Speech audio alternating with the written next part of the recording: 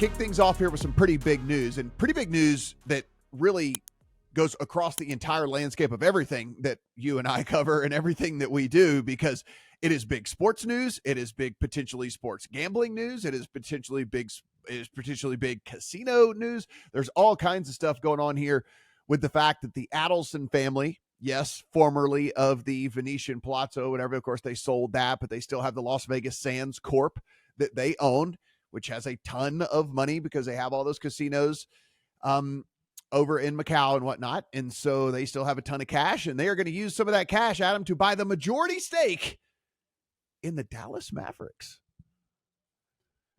Matt, it's impossible to find the right starting point for this story, so I will go as far back as around 2016 or so. I think is probably a good place to get this thing kicked off, when the Adelson family was deeply involved with the NFL and the then Oakland Raiders franchise to bring the Raiders to Las Vegas. And anybody who didn't follow that story closely, Sheldon Adelson is the driving force behind why the Raiders ultimately moved to Las Vegas, because the public funding package that was approved at the Nevada State Legislature, $750 million, was a product of a lot of political lobbying and arm twisting from Las Vegas Sands and from Sheldon Adelson, who was one of the most powerful political figures in the history of the state of Nevada. So the interest has been there for quite a long time for the Adelson family to have professional sports as part of its portfolio. Now, of course, Sheldon Adelson has passed. His widow, Dr. Miriam Adelson, is the one running the show now for Las Vegas Sands. So when this story first came through, my first thought was, oh, they're probably buying the A's from John Fisher, right? Like they'll finally get their local professional sports franchise. And then I saw what it actually was with the Dallas Mavericks and thought, oh, this makes perfect sense, because this is not the first time that we've heard about the Adelsons having an interest in being involved in the state of Texas. Now, we've heard them wanting to be involved in gambling in the state of Texas. They have wanted to bring casino gambling to Texas, and that actually kicked up last year. In 2022, Las Vegas Sands started a PAC in Texas that contributed more than $2 million to candidates across the state, including some who would be more friendly than Greg Abbott and have been Dan Patrick to gambling in the state. And ultimately, their push for casino gambling didn't go anywhere in the last state legislature. That doesn't mean they're done trying, though. And you know who else had expressed a pretty strong interest in bringing casino gambling to the state of Texas? Someone who told our Mike Mazzio in an email that sports betting was less interesting to him than casino. That was Mr. Mark Cuban.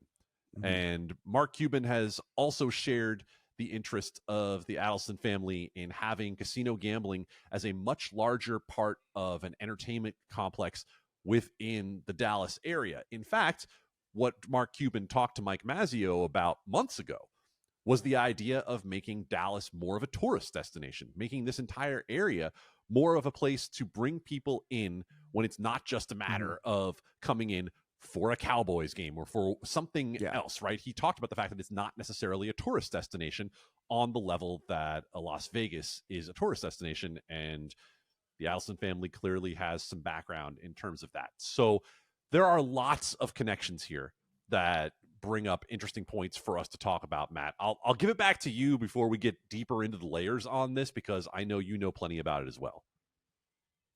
Yeah, it's pretty interesting. Then the Adelson family comes out with a statement. It was what I figured when I read it, which was basically like, hey, look, we want to get more involved in the community, right? Like we want to be more involved in all of this. Like we tried the whole partnership thing with Cuban and we couldn't get anything pushed through. And so, hey, we're going to come in and we're going to actually be a part of the community, not just a partner. We're going to be in there. We are going to be again, they are going to be the majority owner here of the Mavs, though Mark Cuban does continue to be the basketball operations manager of the team. Best of both worlds for Cuban. I mean, like makes $2 billion and still gets to run the team, which is all he wants to do anyway. So good. I mean, great on him. Guy's a good businessman. So there you go.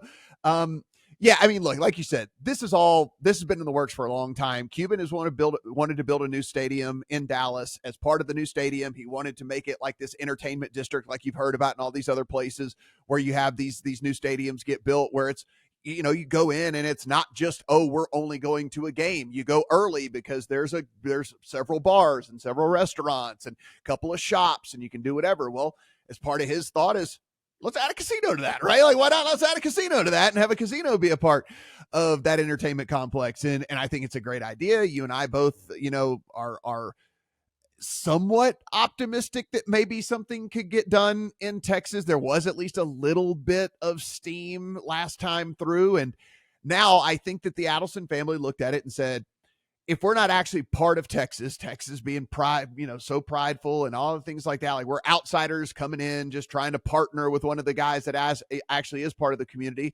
I think they think that they have a better shot if they are truly actually in the community and they own something in the community and they're going to be paying out people and, creating jobs and all the things like that. And, as whether it's going to work or not, Adam, I don't know. I think you can, I'll let you handicap something like that. But I think from just a business aspect and certainly knowing the people of Texas and kind of how prideful Texas is and their people and their own and all the things like that, I think them coming in and actually owning a piece of something as opposed to just being an outside partner probably does increase their chances at least a little bit from an influential standpoint. There's no question about that, Matt. And whether it's the ethnocentrism that you mentioned or whether it's just a straight matter of dollars and cents and being respected by more of the political establishment in Texas, it's something that gets them closer to their goal. I don't think there's any question about that. That PAC that I mentioned, the Texas Sands PAC, gave $75,000 last year to Governor Greg Abbott. We know that they also were interested in a race that had to do with a primary that Dan Patrick was deeply involved with. So there's both the on the surface, be part of the community piece that you mentioned. And I think there's also the very direct political piece here where Las Vegas Sands is trying to build more of a political profile when it comes to its donations throughout the state of Texas and getting more legislators friendly to their effort. Now, your point about sports betting individually last time, what we saw was the bill did get through the House, and then it died a very quiet death in the Senate, where Lieutenant Governor Dan Patrick is the president of the Senate and wields what is an outsized amount of influence over the legislative body as an executive branch member for the overall picture of what state legislatures look like throughout the country. He is a very influential figure, not only as the president of the Senate, but as one of the de facto leaders of his wing of the Republican Party. So it makes it more challenging for, I would say, Patrick and Abbott to push aside the idea of sports betting as an individual piece. Because I think what's going to happen here is instead of sports betting being out front and storming the beaches, I think what we're going to see is that casino is what ends up having to be out front in this entire conversation. I think sports betting has a much more viable chance in Texas if it's tagging along with casino with an effort that both Cuban and Adelson are both strongly behind than if it's coming out as something that is trying to travel individually, because that is something that I think we have found time and time again, that some places it takes more than just the idea of online sports books to get something moving. And Adam, one last thing that I think whenever you're talking about just how maybe this does change the tides just a little bit as far as how much resistance they're going to meet. Cuban been playing along with everything, right? Like just kind of like been, when he's asked about it, yeah, he'll comment on it and all the stuff, but he certainly hasn't been out there really, really going after stuff. And now, granted, Sheldon has passed, but now you have people, not only one of the most influential voices within the state, because he's one of the most influential voices in the entire country in Mark Cuban, but now you have people that, at least in the past, again, Sheldon has passed along, but are willing to spend an outsized amount of money to try to get what they want done. And if that means get you voted, if that means get you out of the way, then that means get you out of the way, right? And so there's also now that comes into play here a little bit as well. We know Sheldon Adelson did not want online gaming. He spent hundreds of millions of dollars preventing that from happening, and that's the reason it didn't happen for as long as it happened, because Sheldon Adelson had a mission to make sure it wasn't going to happen, and he had the bank account to make sure that it wasn't going to happen. And so that was a deal that really delayed this for the longest amount of time. And I don't know if Miriam has the same kind of business acumen and stuff that Sheldon does, but I'm sure that the people that were running the business when Sheldon was around learned a lot from him. And I can only imagine and this is me, opinion only, I can only imagine that if they want this done now, it becomes with a little bit more sense of urgency than it did before, because it is an endless amount of money in which they used to were willing to spend to make sure that they got something done come hell or high water. And yeah, so now Cuban Adelson teamed up together is a pretty powerful force. I imagine most of the people who are listening to our podcast are pretty familiar with the history of Sheldon Adelson, also when it comes to the federal government and UIGEA and the Wire Act. If you're not, read up, because that informs what has been a massive switch in the way that this has been approached. In fact, soon after the passing of Sheldon Adelson, we heard Las Vegas Sands express more of an interest in at least exploring the online gaming vertical than it ever had while he was still alive. So you look at the fact that you've got Cuban, you've got Adelson, you've previously had Jerry Jones, you have Tillman Fertitta, who owns Golden Nugget and the Houston Rockets. And by the way, Tillman Fertitta, a massive donor to Dan Patrick over the course of time. And you start to see those waves swelling a little bit higher, and the need, I would say, for at least a discussion about what a compromise option could look like, because you have some highly, highly influential interests who are interested in getting something done one way or the other for one of the largest states in the country that does not have access to legal gambling. And if you've ever driven along I-10 or you've driven along I-20 and you pass through Lake Charles, Louisiana, or you pass through Shreveport, Louisiana, and you look and you go, man, those casinos seem pretty big to be in Shreveport, Louisiana, or that casino seems pretty nice to be in Lake Charles, Louisiana.